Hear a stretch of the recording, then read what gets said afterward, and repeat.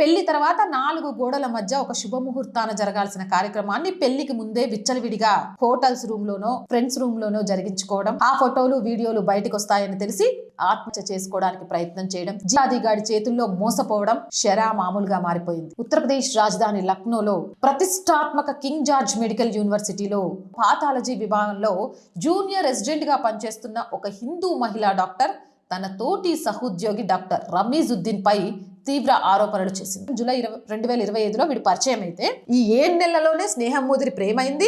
ఆ ప్రేమ రూములలో సీక్రెట్ గా కలుసుకునేదాకా పోయింది. పెళ్లి చేసుకోమని అడిగింది. అప్పుడు వాడు అసలు రూపం చెప్పిండు. నేను పెళ్లి చేసుకుంటా, కానీ ఎప్పుడో తెలుసా, నువ్వు ఇస్లాం మతంలోకి మారితేనే. వెంటనే షాక్ కి గురైంది. ఆమెను మానసికంగా వేయటం మొదలు పెట్టాడు. ఎలానో తెలుసా, నువ్వు నాతో ఉన్న ఫోటోలు నా దగ్గర ఉన్నాయి, వాటిని బయట పెడతా నువ్వు మతం మార్చుకోకపోతే అని బ్లాక్మెయిల్ చేయడం మొదలుపెట్టిండు.